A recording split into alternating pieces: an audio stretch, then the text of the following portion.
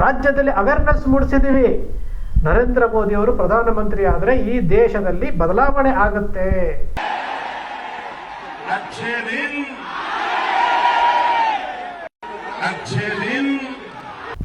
ನಮ್ಮ ಇಂದಿನ ಪ್ರಧಾನಮಂತ್ರಿಗಳು ಅಂದಿನ ಮುಖ್ಯಮಂತ್ರಿಗಳಾಗಿದ್ದಾಗ ಭಾಷಣದಲ್ಲಿ ಹೇಳ್ತಾರೆ, ಅಚ್ಚೇ ದಿನ್ ಅಂತ ಹೇಳ್ತಾರೆ. ಎಲ್ಲರೂ ಜೋರಾಗಿ ಚಪ್ಪಾಳೆ ತಟ್ತಾರೆ.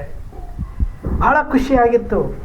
UPA 1 and 2 ಅಲ್ಲೇನು ಆಡಳಿತ ವೈಫಲ್ಯಗಳನ್ನು ಏನು 2G ಹಗರಣ ಇರ್ಬೋದು, ಕಾಮನ್ವೆಲ್ತ್ ಹಗರಣ ಇರ್ಬೋದು, ಇವೆಲ್ಲವನ್ನು ನೋಡಿದಾಗ ನರೇಂದ್ರ ಮೋದಿಯವರು ಬದಲಾವಣೆ ತರ್ತಾರೆ ಅಂತೇಳಿ ನಾವೆಲ್ಲರೂ ಸಹ ಅವ್ರ ಜೊತೆ ಅವ್ರು ಪ್ರಧಾನಮಂತ್ರಿ ಆಗಬೇಕು ಅಂತೇಳಿ ಸ್ವಯಂ ಪ್ರೇರಿತವಾಗಿ ಅವ್ರ ಪರವಾಗಿ ಕೆಲಸ ಮಾಡಿದ್ದೇವೆ. ಭ್ರಷ್ಟಾಚಾರ ಕಡಿಮೆ ಆಗುತ್ತೆ, ಬಡವರಿಗೆ ಏನು ನೆಮ್ಮದಿಯಿಂದ ಜೀವನ ಮಾಡೋದಕ್ಕಾಗುತ್ತೆ.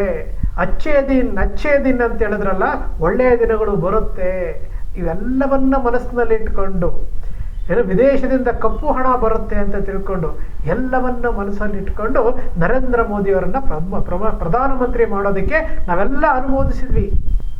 ಇವತ್ತು ಏನಾಗಿದೆ, 12 ವರ್ಷಗಳ ನಂತರ 2014ರಲ್ಲಿ ಮಾತನಾಡಿದಂತಹ ಮಾತುಗಳು, ನಾವು ಸಹ ಆ ಮಾತುಗಳನ್ನು ನಂಬ್ಕೊಂಡು ಪ್ರಚಾರ ಮಾಡಿದಂಥವರೇ. ಕಪ್ಪು ಹಣದ ಬಗ್ಗೆ ಮಾತಾಡಿರುವಂಥದ್ದು, ಅಚ್ಚೇ ದಿನ ಬಗ್ಗೆ ಮಾತನಾಡಿರುವಂಥದ್ದು ಎಲ್ಲವೂ ಮಾತಾಡಿದ್ವಿ. ನೋಡಿ, ನಿತಿನ್ ಗಡ್ಕರಿ ಅವರು ಹೇಳಿದರು, ಎಷ್ಟು 16 ರೂಪಾಯಿಗೆ ಪೆಟ್ರೋಲ್ ಬರುತ್ತೆ, 16 ರೂಪಾಯಿಗೆ ಪೆಟ್ರೋಲ್ ಬರುತ್ತೆ. ನಮ್ಮ ಸ್ಮೃತಿ ಇರಾನಿ ಅವರು ಹೇಳ್ತಾ ಇರ್ಬೋದೇನು, 13 ರೂಪಾಯಿಗೆ ಸಕ್ಕರೆ ಬರುತ್ತೆ ಅಂತ ಹೇಳಿರುವಂಥದ್ದು. ಇವೆಲ್ಲವನ್ನು ನಾವು ಸಹ ಮಾತನಾಡಿದ್ದೇವೆ. ಆದರೆ ಅವರಿಗೆ ಪಶ್ಚಾತ್ತಾಪ ಆಗಿಲ್ಲ, ನಮಗೆ ಪಶ್ಚಾತ್ತಾಪ ಆಗಿದೆ. ನರೇಂದ್ರ ಮೋದಿಯವರು ಉತ್ತಮವಾದಂತಹ ವ್ಯಕ್ತಿನೇ, ಅವ್ರಿಗೆ ದೇಶದ ಬಗ್ಗೆ ಅಭಿಮಾನ ಇದೆ, ಇಲ್ಲ ಅಂತ ನಾವು ಹೇಳಿಲ್ಲ. ಆದರೆ ಆಡಳಿತ ವೈಖರಿನಲ್ಲಿ ವೈಫಲ್ಯ ಆದಾಗ ಈ ದೇಶದ ಪ್ರಜೆಗಳಾಗಿ, ಪತ್ರಕರ್ತರಾಗಿ ಪ್ರಶ್ನೆ ಮಾಡಬೇಕಾಗಿರುವಂಥದ್ದು ನಮ್ಮ ಕರ್ತವ್ಯ. ನಾವು ಮಾತಾಡ್ತಾ ಇದ್ದೀವಿ ನೋಡಿ, ಎಷ್ಟು ಇವತ್ತು ಈ ದೇಶ ಅನುಭವಿಸ್ತಾ ಇರುವಂತಹ ಸಂಕಷ್ಟ ಇದೆಯಲ್ಲ, ಅದನ್ನು ಡಿಫೆಂಡ್ ಮಾಡ್ಕೊಳ್ತಾ ಇರುವಂತಹ ಅಂಧಭಕ್ತರಿದ್ದಾರಲ್ಲ, ಏನಾಗಿದೆ ಅಂದರೆ ಪರ ವಿರೋಧಗಳು ಇರಬೇಕು. ಯಾವುದ್ರಲ್ಲಿ ಇರಬೇಕು ಅಂತಂದರೆ ಡೆವಲಪ್ಮೆಂಟ್ ಬಗ್ಗೆ ಇರಬೇಕು. ನಾವಿಲ್ಲಿ ಏನು ಮಾಡ್ತಾ ಇದ್ದೀವಿ ಅಂತಂದರೆ, ಪರ ವಿರೋಧಗಳು ಅಂಧಭಕ್ತರಾಗಿ ಯಾರೇನೇ ಪ್ರಶ್ನೆ ಮಾಡಿದ್ರೆ ಅವರನ್ನು ವಿಲನ್ಗಳಾಗಿ ನೋಡುವಂತಹ ಕೆಲಸ. ಇದು ಪ್ರಜಾಪ್ರಭುತ್ವ ರೀ.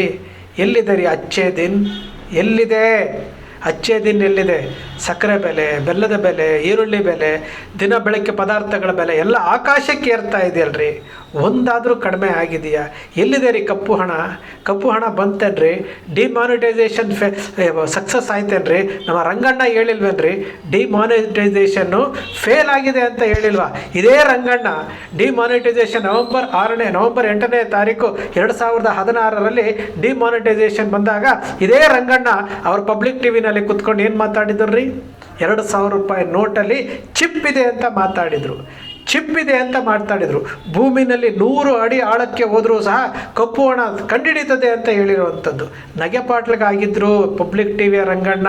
ಇವತ್ತು ಅದೇ ಪಬ್ಲಿಕ್ ಟಿವಿಯ ರಂಗಣ್ಣ ಹೇಳ್ತಾರೆ ಡಿಮಾನಿಟೈಸೇಷನ್ ಅಟ್ಟರ್ ಫ್ಲಾಪ್ ಅಂತ ಹೇಳ್ತಾರೆ. ಎಲ್ಲಿ ಹೋಯ್ತು ಹಣ? ಎಲ್ಲಿ ಹೋಯ್ತು? ಒಂದಾದರೂ ಈ ಕೆಲಸ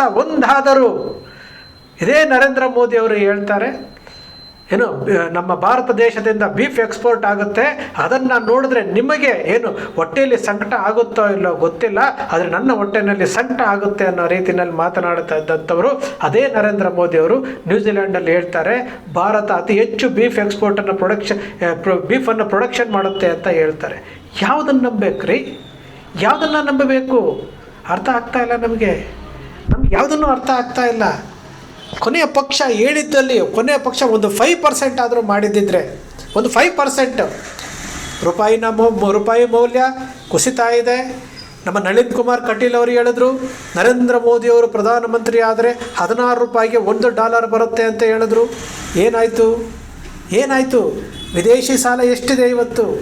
225 ಲಕ್ಷ ಕೋಟಿ ಇವರೇ ಸಾಲ ಮಾಡಿದ್ದಾರೆ. ಇನ್ನು ಹಳೆದೆಲ್ಲ ಸೇರಿದ್ರೆ ಈ ವರ್ಷದ ಅಂತ್ಯಕ್ಕೆ 250 ಲಕ್ಷ ಕೋಟಿ ಆಗುತ್ತೆ. ಯಾವುದು ಪ್ರಶ್ನೆ ಮಾಡಬಾರ್ದ? ನಾವು ಪ್ರೆಸ್ ಮೀಟ್ ಮಾಡೋದೇ ಇಲ್ಲ. ಇಡೀ ಜಗತ್ತಿನಲ್ಲಿ ಪ್ರೆಸ್ ಮೀಟ್ ಮಾಡ್ತಾ ಇರುವಂತಹ ಏಕೈಕ ಪ್ರಧಾನಮಂತ್ರಿ ಯಾರಾದರೂ ಇದ್ದರೆ ಅದು ನಮ್ಮ ನರೇಂದ್ರ ಮೋದಿಯವರು. ವೇದಿಕೆಗಳ ಮೇಲೆ ಅಬ್ಬರದ ಪ್ರಚಾರ ಮಾಡ್ತಾರೆ ರೀ, ಅಬ್ಬರದ ಪ್ರಚಾರ ಮಾಡ್ತಾರೆ.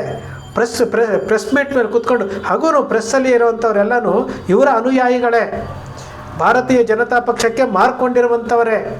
ಈಗ ರಿಪಬ್ಲಿಕ್ ಕನ್ನಡ ಇರ್ಬೋದು, ಮತ್ತೊಂದಿರ್ಬೋದು, ಇವರೆಲ್ಲನೂ ಸಹ BJP ಪಕ್ಷದ ಮುಖವಾಣಿಗಳೇ. ಅವ್ರ ಲೋಗೋಗಳ ಜೊತೆಯಲ್ಲಿ BJP ಸಿಂಬಲ್ ಒಂದಿಲ್ಲ ಅಂತ ಬಿಟ್ಟರೆ ಬಾಕಿ ಎಲ್ಲ ಅದೇ ಕೆಲಸ ಮಾಡ್ತಾ ಇದ್ದಾರೆ. ಅವರೇ ಪ್ರಶ್ನೆ ಕೇಳ್ತಾರೆ, ಇವ್ರಿಗೆ ಅನುಕೂಲ ಆಗುವಂಥ ಪ್ರಶ್ನೆಗಳನ್ನೇ ಕೇಳ್ತಾರೆ, ಒಂದು ಪ್ರೆಸ್ ಮೀಟ್ ಮಾಡೋದಿಲ್ಲ. ಇದೆಂತಹ ಪ್ರಜಾಪ್ರಭುತ್ವ? ಮನಮೋಹನ್ ಸಿಂಗ್ ಅವ್ರ ಬಗ್ಗೆ ಮಾತಾಡ್ತೀವಿ, 113 ಪ್ರೆಸ್ ಮೀಟ್ ಮಾಡಿದ್ದಂಥವ್ರು, ವಾಜಪೇಯಿ ಮಾಡಿರುವಂಥವ್ರು, ದೇವೇಗೌಡರು ಪ್ರೆಸ್ ಮೀಟ್ ಮಾಡಿದ್ದಂಥವ್ರು. ಇವರೆಲ್ಲ ಪ್ರೆಸ್ ಮೀಟ್ ಮಾಡಿ ಜನರ ವಿಚಾರಗಳನ್ನು, ಪತ್ರಕರ್ತರು ಕೇಳುವಂತಹ ಪ್ರಶ್ನೆಗಳಿಗೆ ಉತ್ತರ ಕೊಡುವಂಥದ್ದನ್ನು ನಮ್ಮ ಪ್ರಧಾನಮಂತ್ರಿಗಳು ಮಾಡ್ತಾ ಇಲ್ಲ. ಅವ್ರಿಗೂ ಸಾಕಾಗಿದೆ. ನರೇಂದ್ರ ಮೋದಿಯವರಿಗೆ ಈ ಆಡಳಿತ ಸಾಕಾಗಿದೆ. 13 ವರ್ಷದಿಂದ ಇದನ್ನು ಉತ್ಸವ ಮೂರ್ತಿಯಾಗಿ ಎಳ್ಕೊಂಡು ಬರ್ತಾ ಇದ್ದಾರೆ. ಅವರಿಗೆ ರೆಸ್ಟ್ ಬೇಕೀಗ. ಆದರೂ ಅವ್ರು ಬಿಡ್ತಾ ಇಲ್ಲ. ಯಾಕೆ ಅಂತಂದರೆ ಚುನಾವಣೆಗಳನ್ನು ಗೆಲ್ಲೋದಕ್ಕೆ ನರೇಂದ್ರ ಮೋದಿಯವರು ಬೇಕು. ಉತ್ಸವ ಮೂರ್ತಿಯನ್ನಾಗಿ ಆಗಲಿ ಇಟ್ಕೊಂಡು ನಾವು ಗೆಲ್ಲಬೇಕು ಅಂತ ಹೊರಟಿದ್ದಾರೆ. ಬೇರೆ ಯಾರಿಗೂ ಸಹ ಪ್ರಧಾನಮಂತ್ರಿ ಮಾಡಿದ್ರೆ ನೆಕ್ಸ್ಟ್ ನಾವು ಗೆಲ್ಲಲ್ಲ ಅಂತ ಗೊತ್ತಿದೆ ಅವರಿಗೆ. ಅದಕ್ಕೋಸ್ಕರವಾಗಿ ನರೇಂದ್ರ ಮೋದಿಯವರ ಕೈನಲ್ಲಿ ಭಾವನಾತ್ಮಕ ವಿಚಾರಗಳನ್ನು ಮಾತಾಡಿಸ್ತಾರೆ. ಪುಲ್ವಾಮಾದಲ್ಲಿ 40 ಜನ ಸೈನಿಕರು ಸತ್ರೂ ಸಹ ಇವರು ಅದನ್ನು ಸಮರ್ಥನೆ ಮಾಡ್ಕೊಳ್ತಾರೆ. ಪೆಹಲ್ಗಾಮ್ನಲ್ಲಿ ಸತ್ರೂ ಸಹ ಸಮರ್ಥನೆ ಮಾಡ್ಕೊಳ್ತಾರೆ. ಶ್ರೀರಾಮಚಂದ್ರನನ್ನು ಬಳಸ್ಕೊಳ್ತಾರೆ, ಹಿಂದೂ ಧರ್ಮವನ್ನು ಬಳಸ್ಕೊಳ್ತಾರೆ, ಮಂಗಲಸೂತ್ರವನ್ನು ಬಳಸ್ಕೊಳ್ತಾರೆ. ಅಯೋಧ್ಯೆ ರಾಮ ಮಂದಿರದಲ್ಲಿ ಕಳ್ಳತನ ಆಗಿದ್ದರೂ ಸಹ ಸಮರ್ಥನೆ ಮಾಡ್ಕೊಳ್ತಾರೆ. ಯೋಗಿ ಆದಿತ್ಯನಾಥ್ ಅವರು ಹೇಳ್ತಾರಲ್ಲ, ಆ ಅಯೋಧ್ಯೆ ರಾಮ ಮಂದಿರಕ್ಕೆ 1 ಪೈಸೆ ಕೊಡದಿರೋರು ಪ್ರಶ್ನೆ ಮಾಡ್ತಾರಂತೆ. ಇದು ಎಂಥ ಮಾತುಗಳ್ರಿ ಇವೆಲ್ಲನೂ. ಗೋಮಾತೆಯ ರಕ್ಷಣೆ ಅಂತ ಹೇಳ್ತಾರೆ. ಗೋಮಾತೆಗೋಸ್ಕರವಾಗಿ ಒಂದು ಕಾಯ್ದೆ ತರಬೇಕು ಅಂತೇಳಿ ಇದೇ ಯೋಗಿ ಆದಿತ್ಯನಾಥ್ ಅವರು ಲೋಕಸಭೆಯಲ್ಲಿ ಮಾತಾಡಿರ್ತಾರೆ. ಅದು ಮುಖ್ಯಮಂತ್ರಿ ಆದಮೇಲೆ ಹೇಳ್ತಾರೆ, ಗೋಮಾತೆಗೆ ಕಾನೂನು ಥರ ಅವಶ್ಯಕತೆ ಇಲ್ಲ, ಗೋಮಾತೆ ನನ್ನ ತಾಯಿಯ ಸಮಾನ ಅಂತಾರೆ. ಎಲ್ಲವೂ ಸಹ ಬಚ್ಚಿಡುವಂಥದ್ದಲ್ಲ, ಯಾವುದೋ ಪತ್ರಿಕೆಯಲ್ಲಿ ಬಂದಿರುವಂಥದ್ದಲ್ಲ, ಸೋಷಿಯಲ್ ಮೀಡಿಯಾದಲ್ಲಿ ನಾವು ನೋಡುವಂಥದ್ದೇ. ಅಚ್ಚೇ ದಿನ್ ಅಂತ ವಿಡಿಯೋಗಳು ವೈರಲ್ ಆಗ್ತಾ ಇದ್ದರೆ ನಾವು ಅದನ್ನು ನೋಡಿದಾಗ ಏನನ್ಸುತ್ತೆ, ನಾವೇ ಪಶ್ಚಾತ್ತಾಪ ಪಟ್ಕೊಳ್ತಾ ಇದ್ದೀವಿ. ನಾವೇ ಪಶ್ಚಾತ್ತಾಪ ಪಟ್ಕೊಳ್ತಾ ಇದ್ದೀವಿ. UPA 1 UPA 2ನಲ್ಲಿ ಆಗಿದ್ದಂತಹ ಅನ್ಯಾಯಗಳು, ಈ ಅನ್ಯಾಯಗಳನ್ನೆಲ್ಲ ನರೇಂದ್ರ ಮೋದಿಯವರು ಬಂದರೆ ಇದನ್ನೆಲ್ಲ ಹೊರಗಡೆ ತೆಗಿತಾರೆ ಅಂದರು. 2G ಹಗರಣ ಹೊರಗಡೆ ತೆಗೆದ್ರ, ಕಾಮನ್ವೆಲ್ತ್ ಹಗರಣ ಹೊರಗಡೆ ತೆಗೆದ್ರ, ಮತ್ತು ಯಾವುದ್ಯಾವುದೋ ಹಗರಣಗಳು ಬಂದವಲ್ಲ ಯಾವುದಾದ್ರೂ ಹೊರಗಡೆ ತೆಗೆದ್ರ. 12 ವರ್ಷ ಆಗಿದೆ, ಯಾರಿಗೂ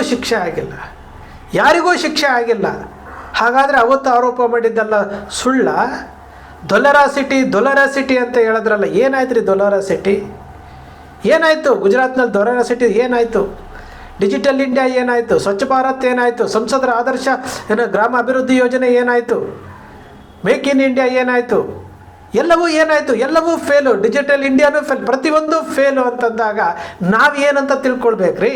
ನಾವು ಮಾತಾಡಿದ್ರೆ ನೀವು ಕಾಂಗ್ರೆಸ್ಸು ವಿರೋಧ ಪಕ್ಷದಲ್ಲಿದೆ ರೀ, ಕೇಂದ್ರದಲ್ಲಿ ವಿರೋಧ ಪಕ್ಷದಲ್ಲಿರೋರ ಜೊತೆಯಲ್ಲಿ ಕೂತ್ಕೊಂಡು ನಾವು ಪ್ರಶ್ನೆ ಮಾಡಬೇಕು. ರಾಜ್ಯದಲ್ಲೂ ನಾವು ಪ್ರಶ್ನೆ ಮಾಡ್ತೀವಲ್ಲ, ಇವರಿಗೆ ಅರ್ಹತೆ ಇಲ್ಲ ಅಂತ ಹೇಳ್ತಾ ಇದ್ದೀವಲ್ಲ, ಎಲ್ಲರೂ ರಾಜೀನಾಮೆ ಕೊಟ್ಟು ಹೊರಗಡೆ ಹೋಗಿ ಅಂತ ಹೇಳ್ತಾ ಇದ್ದೀವಲ್ಲ. ನಾವು ಸಾವಿರಾರು ಆಸೆಗಳನ್ನು ಹುಟ್ಟಿಸಿ ಆಕಾಶ ತೋರಿಸಿದ್ದಂಥವರು ಸರಿದಾರಿಗೆ ಬರಲಿ ಅಂತ ಪ್ರಶ್ನೆ ಮಾಡ್ತಾ ಇರುವಂಥದ್ದು. ಅಚ್ಚೇ ದಿನ್ ಅಂತೇಳಿ ಅಚ್ಚೇ ದಿನೂ ಇಲ್ಲ, ಜನರ ನೆಮ್ಮದಿಯಾಗೂ ಇಲ್ಲ. ಇಲ್ಲಿ 2%ನವರು ಇದನ್ನು ದಾರಿ ತಪ್ಪಿಸುವಂಥ ಕೆಲಸ ಮಾಡ್ತಾ ಇದ್ದಾರೆ. ಇದನ್ನು ಪ್ರಶ್ನೆ ಮಾಡಿದ್ರೆ ನಾವು ವಿಲನ್ಗಳಾಗಿ ಕಾಣ್ತೀವಿ. ಸ್ನೇಹಿತರೆ, ನಿಮ್ಮ ಅಕ್ಷರ ಮೀಡಿಯಾ ಸೃಷ್ಟಿ ಮಾಡೋದಿಲ್ಲ, ಕಲ್ಪನೆ ಮಾಡೋದಿಲ್ಲ, ವಾಸ್ತವದ ವಿಚಾರವನ್ನು ವಿಶ್ಲೇಷಣೆ ಮಾಡುತ್ತೆ. ನಿಮ್ಮ ಅಕ್ಷರ ಮೀಡಿಯಾದ ವಿಶ್ಲೇಷಣೆ ನಿಮ್ಗೆ ಇಷ್ಟ ಆಯಿತು ಅಂದರೆ ಸಬ್ಸ್ಕ್ರೈಬ್ ಆಗಲಿಲ್ಲ ಅಂದರೆ ಸಬ್ಸ್ಕ್ರೈಬ್ ಮಾಡ್ಕೊಳ್ಳಿ. ಪಕ್ಕದಲ್ಲಿ ಕಾಣುವಂಥ ಬೆಲ್ ಐಕಾನ್ ಪ್ರೆಸ್ ಮಾಡಿ, ಪೇಜನ್ನು ಲೈಕ್ ಮಾಡಿ.